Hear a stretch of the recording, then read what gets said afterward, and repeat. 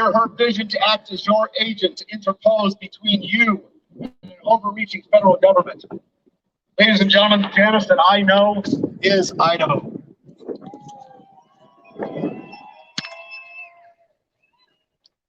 I am proud to have the opportunity to introduce the remainder of the lineup for today's event. Our guest is a man that I have tremendous respect for. He literally has a mantra for everything, and he speaks a language that resonates with me. Respect, hard work, resilience. These are his words. This is the language that he speaks. And I have learned from him as we observe life's obstacles through the right lens that nothing is insurmountable. To see obstacles as opportunities. I am happy to introduce to you today my new friend and somebody that I admire, Mr. Pete Polson.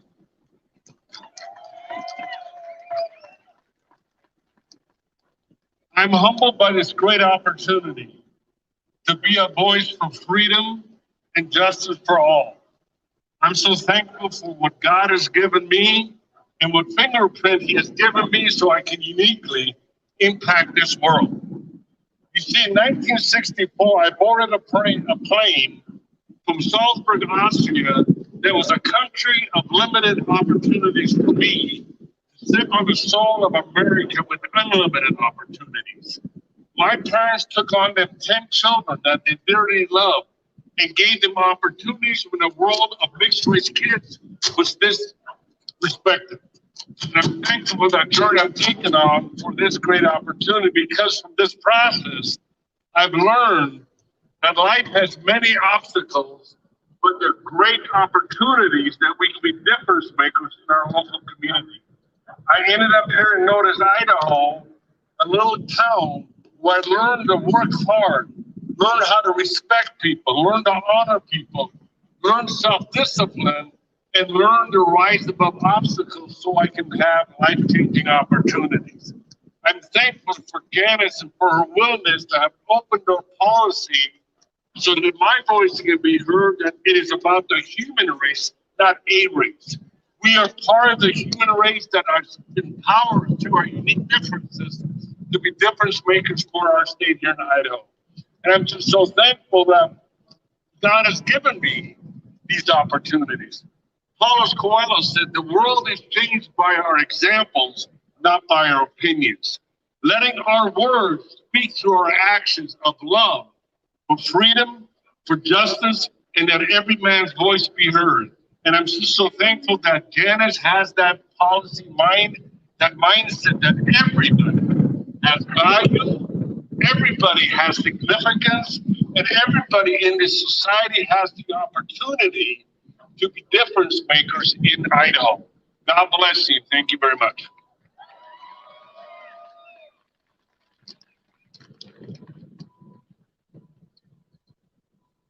Ladies and gentlemen, Don Ahern was among the most ardent, enthusiastic, and devoted supporters of President Donald J. Trump.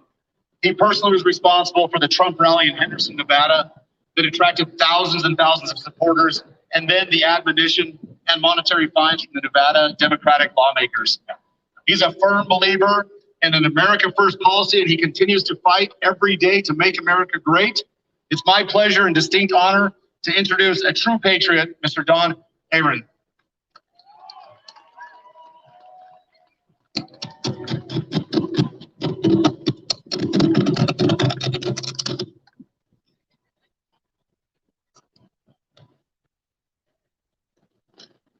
All right, well, good afternoon, everyone, and it's a pleasure to be here in front of you.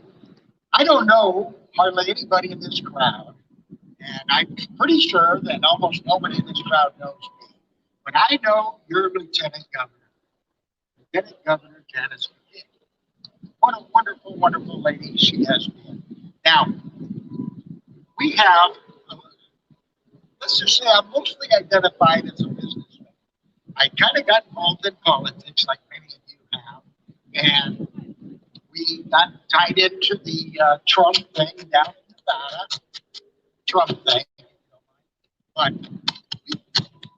when I was getting to know Lieutenant Governor Janice McKee,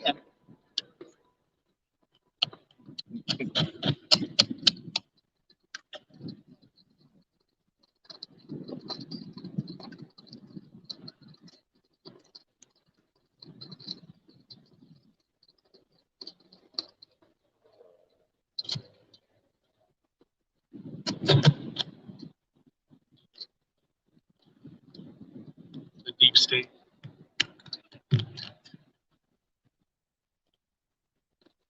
Yeah, the deep state. They're watching us, aren't they? They're out to get us. But we're going to win, aren't we? You bet we are. With great leadership, we're going to win. Now, when I started getting to know Lieutenant Governor McCann, I found I'll try a few different moves here and see if I can get them ready.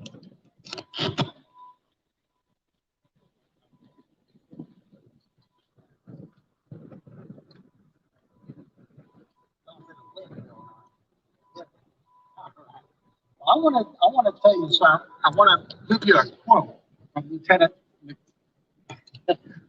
Governor McCann. She said, "I lose sleep at night because the heavy-handed of government is hurting so many of the Idahoans. The heavy-handed government." And as you've heard before me here, she's the only one that held her office open and kept on going. Now, who am I? Why should I be here today? I don't even know why, to tell you the truth. But I'm damn proud to be here because Lieutenant Governor McCann asked me to come up here. And we're businessmen. We have 800 rentals down in Nevada and all across the United States. It's about 4,000 employees. And when President Trump came to Nevada, he flew around in circles virtually as our current governor down in Nevada, where I live in Las Vegas. He flew around looking for a place to have a rally. And our governor chased every entrepreneur, every hotel, every airport, everything. And the president of the United States was not allowed to give a speech. Now, I think that might be against one of our amendments, is it not? You know, speech is a big one. The right to assemble is a big one. The fact that we can stand right here is very, very important. So, in my relationship with Donald J. Trump and working with him there in Nevada, we were trying to turn that state over.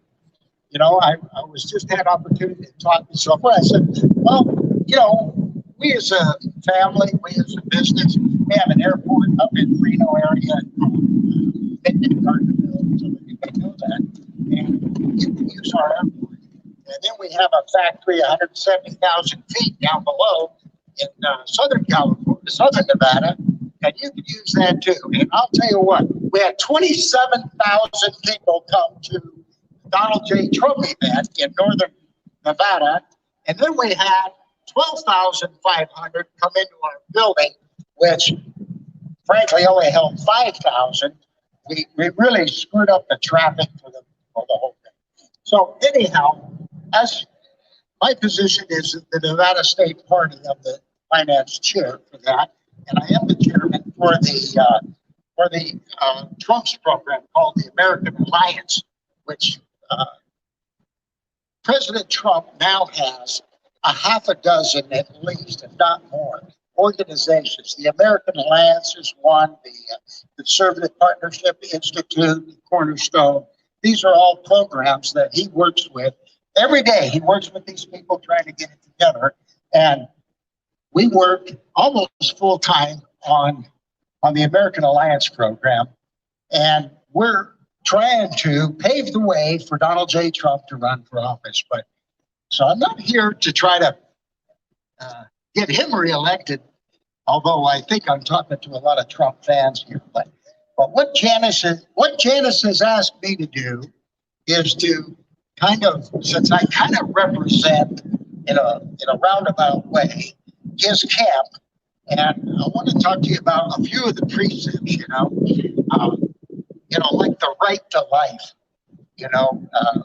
things that Donald Trump taught us. Every precept that he gave us, McCann stands in parity with every one of those things.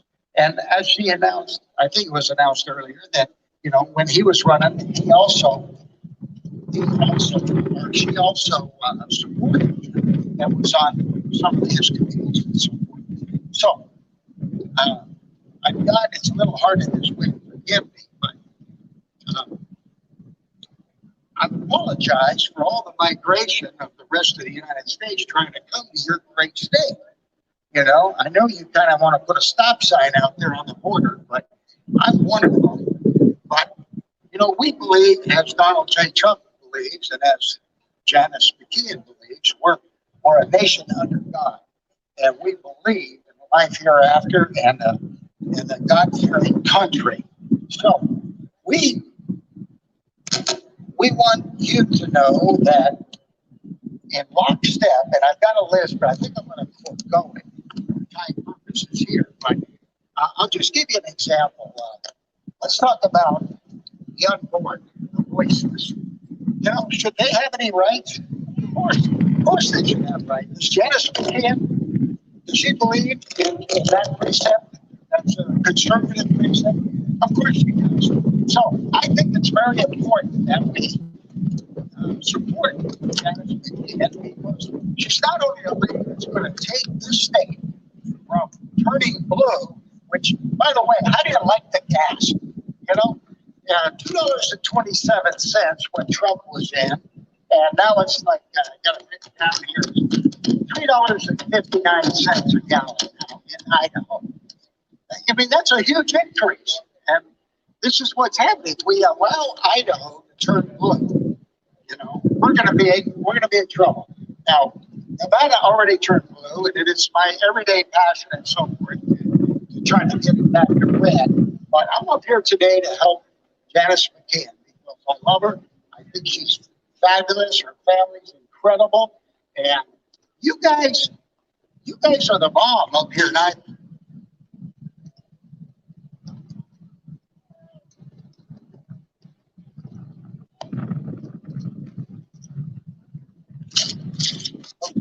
Back on.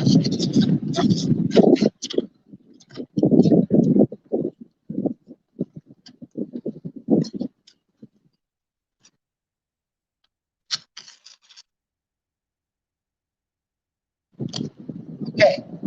All right. So as we wrap this up, you know, I'm not ashamed to say, you know, I have 4,000 employees spread all over the world, in fact, and I'm not afraid to say I love my employees, you know, but I love Nevada, and I'm a Nevada through and through because I was born there. I don't think God makes mistakes. He made one little mistake.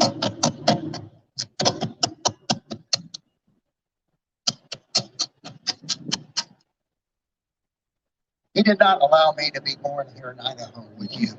That's the only mistake. We'll work on that after I'm dead, and we'll have a little talk, maybe. But anyhow, I think it's just fabulous that you've got this type of a talent in a lieutenant governor that could be your next governor of the great state of Idaho. And I want to introduce her to you, Lieutenant Governor Janice McKeon.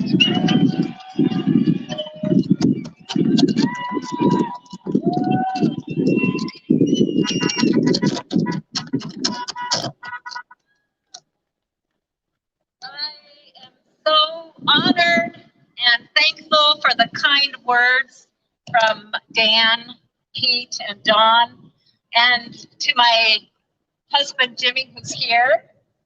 Jimmy? My sister, I believe, is here. There she is, Jen, and my niece. Thank you so much to all of you for being here today. Truly, thank you. It means so much to me that you have come, taken time out of your busy day to come to be here and to listen. And isn't it great seeing all these beautiful American flags? Isn't it wonderful to be an American?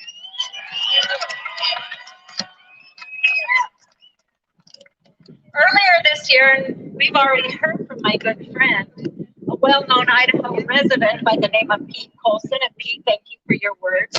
He spoke at our Capitol Clarity, and as he mentioned, one of the things he said was that the world is changed by our examples, not our opinions.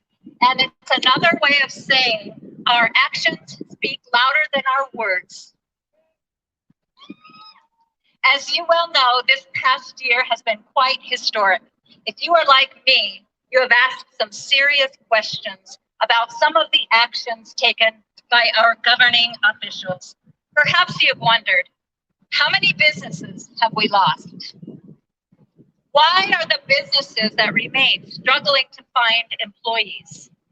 Why were our voting rights compromised? Why has due process been stripped away? Why were people arrested for singing? Why were our prayer vigils restricted? Why did our children and our grandchildren lose 1 year of traditional learning? Why could we go to the liquor store, but we couldn't go to church? In other words, what is happening to our state? Idahoans have witnessed serious, egregious violations over this past year. Fortunately, many of us are aware of what should have happened differently. We have also witnessed repeated rejections of opportunities to change course and to return to our constitutional Republican form of government. Alarmingly, Idaho has been drifting away from our foundational principles. Last year, our governor declared that some of your businesses and some of your employees were not essential. This proved to be very divisive and destructive, and it created widespread unemployment. The resulting anger which occurred is a response to deep hurt, and this led to depression and suicide rates increased. I am here to tell you today that every life is essential and every job is essential. God has created each of us in His image, and we each have a unique place in this life. In the Lieutenant Governor's office, we worked tirelessly to help hundreds of people who had gone many weeks without unemployment benefits. I directly messaged the governor, offering my assistance in rectifying problems at the Department of Labor. He never responded to my offer of support. Over the last year, we have been tested. Many stood strong in the face of challenges. Unfortunately, some who were entrusted with positions of leadership caved to fear and compromised principles. We cannot forget the decisions that were made, the damage that was done, and the lessons we have learned from last year. That would be a failure to learn from history, and we all know where that leads. What we have seen over the past year is unacceptable. The violations of our individual rights, our state sovereignty, and our traditional conservative principles is intolerable. I refuse to stand by and allow these abuses to go unchallenged. That would be a disservice to our state and a violation of my sworn oath to uphold and defend the Constitution of the United States and the Constitution of the state of Idaho.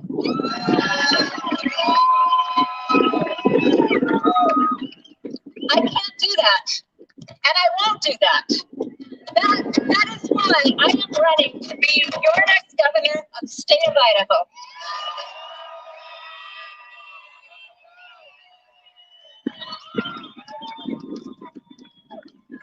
I'm not running for governor to be popular or because it is easy. This job is hard work and it requires making difficult decisions that aren't always appreciated. I'm a proud Idahoan, a devout Christian, a proven and committed conservative, a devoted wife and mother, and with your support,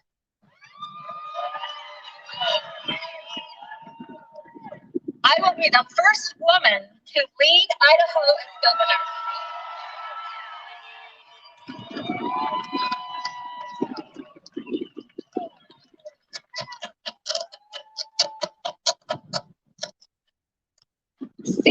Seeking this position is a solemn duty, and it is not a decision I make lightly. I have made my decision prayerfully and with wise counsel from friends, family, and trusted advisors. Ladies and gentlemen, we are at a pivotal moment in history, not just for Idaho, but for our nation.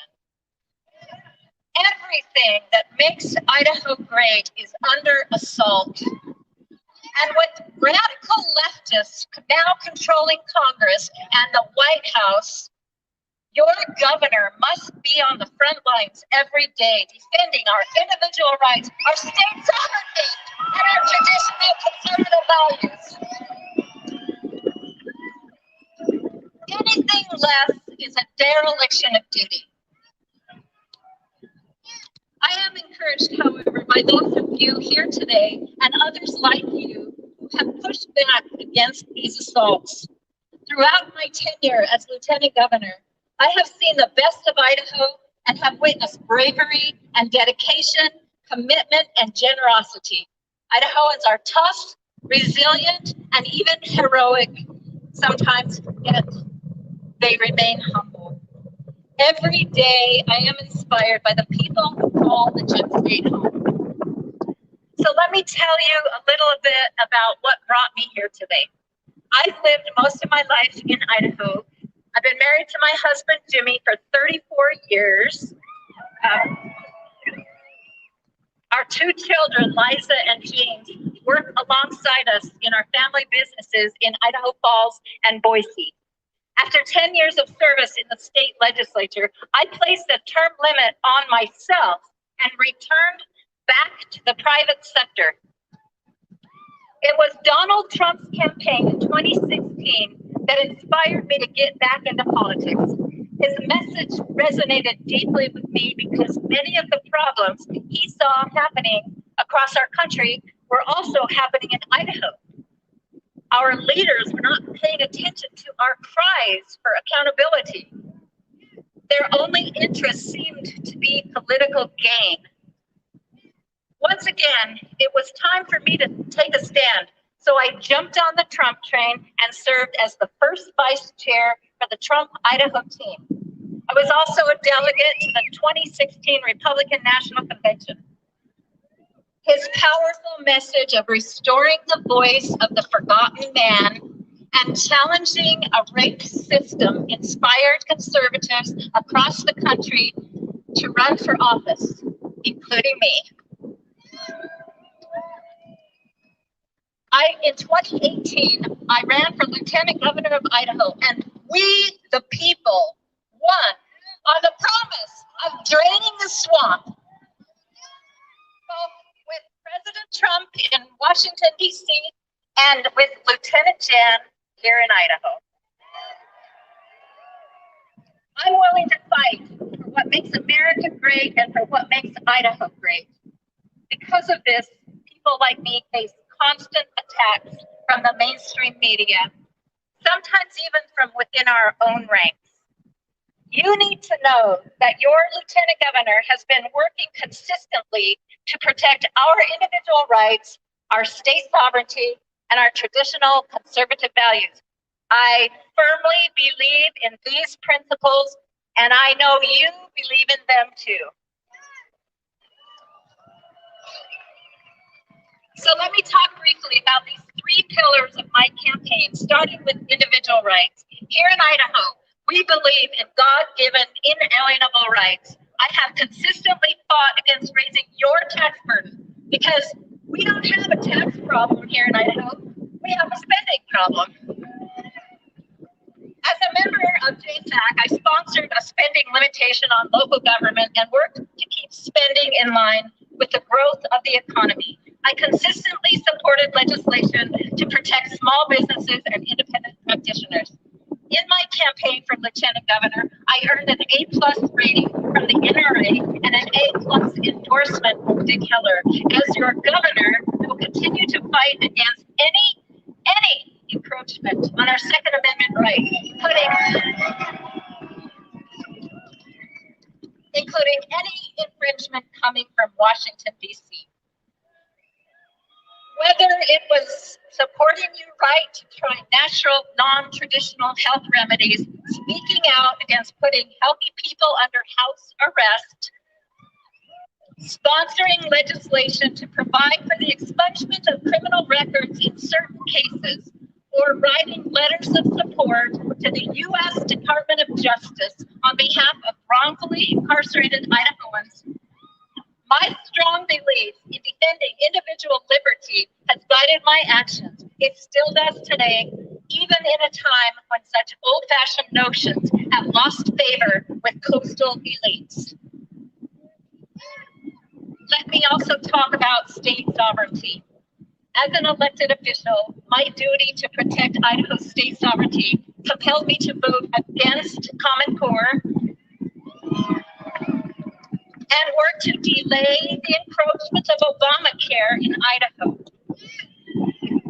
That duty also pressed me to vote for responsible spending on the Coronavirus Financial Advisory Committee, CFAC, even when it meant being the only member to vote against questionable proposals. Defending our state means making difficult decisions when the federal government tries to bribe us into compliance. It means rejecting federal money when accepting it would mean we lose the right to manage our own Medicaid programs. It means shredding the COVID agreement.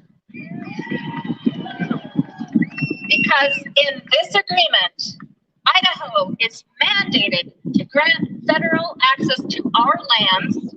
It says that we must hold the federal government harmless, and we are required to comply with unreasonable federal laws and executive orders. So what shall we do with this?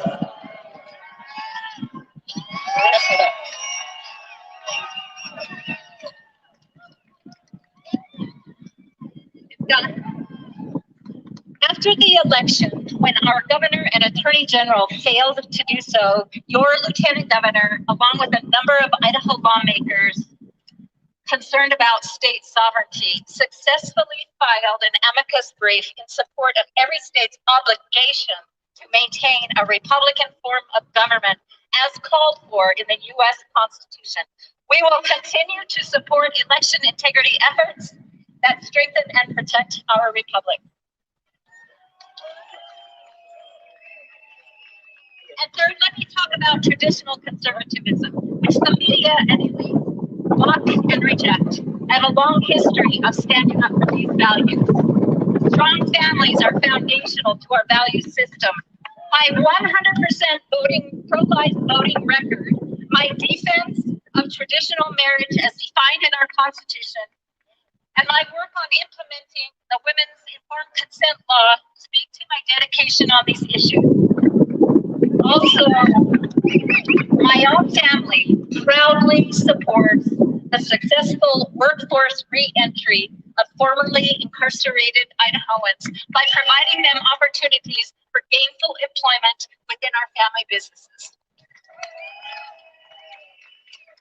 As chair of the Regional Government Efficiency Committee, I worked to identify waste in state government.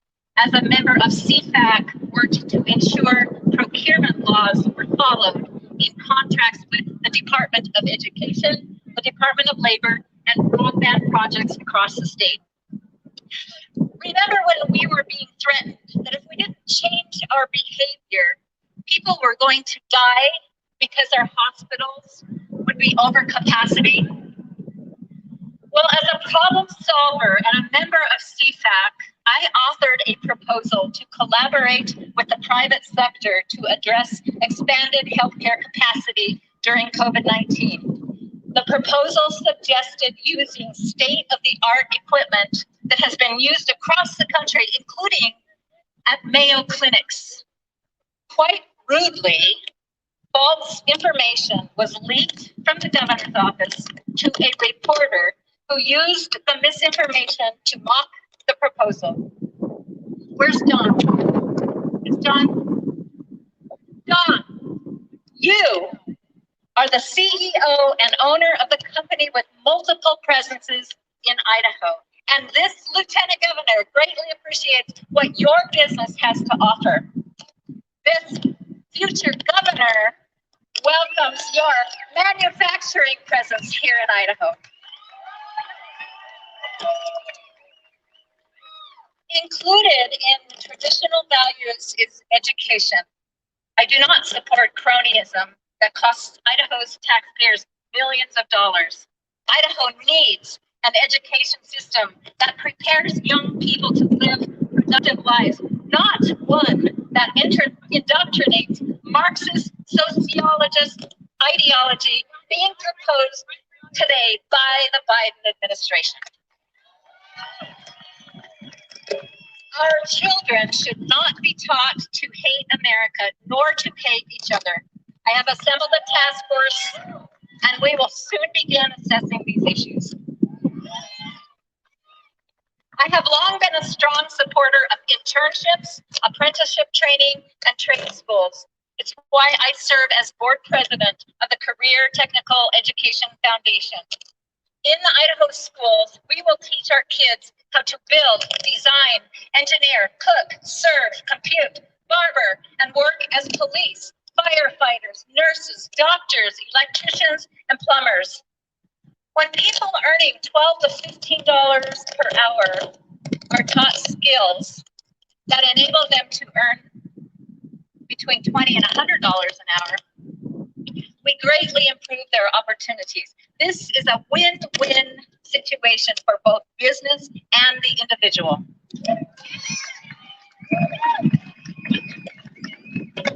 The truth is, I am not real comfortable bragging about my accomplishments. I prefer focusing on the job at hand. But I want you to understand my record as a strong woman of action, someone who runs on my record and not from it.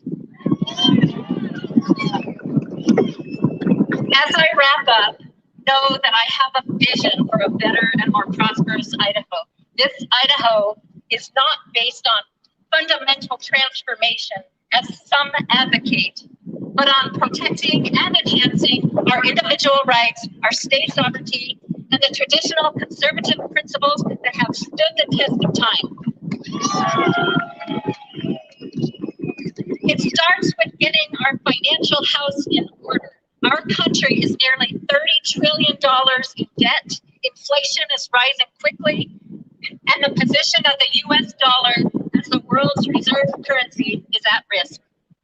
We cannot solve all of our nation's financial woes here in Idaho, but we must do our part to get our fiscal house in order, even if it means weaning ourselves off the federal taint.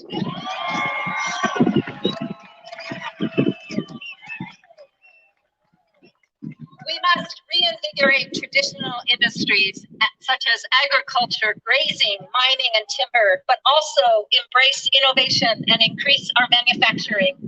We must consider new opportunities, such as the increased demand for firearms and ammunitions. Idaho will lead the way towards greater energy independence at the Idaho National Laboratory, our nation's premier nuclear science and technology lab, to develop renewable energy sources and hybrid energy systems. We can do more, we can open more doors to success by removing occupational licenses and other regulations, which stand in the way of personal and business achievement. We must work on civil justice reform and over-criminalization. With an incarceration rate that is higher than the national average, I will work with my colleagues in the legislature to repeal regressive laws and regulations that entangle hardworking Idahoans in the criminal justice system. Increasing opportunities for the people needs to be the priority in Idaho. We want Idaho to be an independent and business-friendly state that attracts talent and entrepreneurs from around the globe. Throughout the last year especially, we have witnessed the danger of one politician exercising too much power and cutting out other constitutional officers and branches of government from the decision-making process. Our republic is based on cooperation and collaboration amongst constitutional officers and the three branches of government. I will make sure we restore the proper balance of power so that our republic functions according to its design. As your governor, I will continue to be open and transparent, much like what we did with my office during the Capital Clarity sessions. My door will remain unlocked and open to the public, and you certainly won't be required to wear a mask to enter my office. Simply put, the status quo has got to go. Idahoans are tired of being ignored, shut out of the process, declared non-essential, and discriminated against by the state. Lobbying groups and special interests exercise too much power and influence in Boise, and that needs to change. Cronyism will have no place in a McGeehan administration.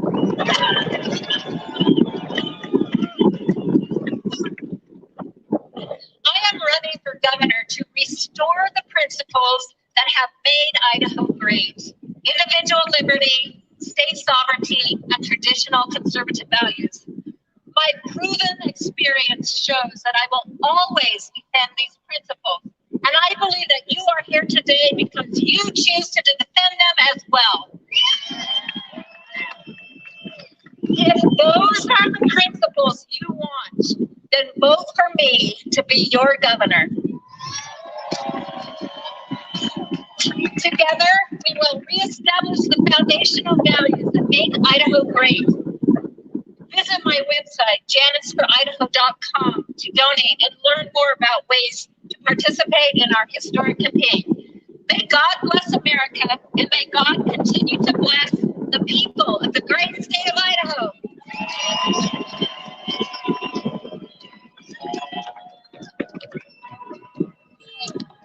Okay, folks, that's going to be it for this one.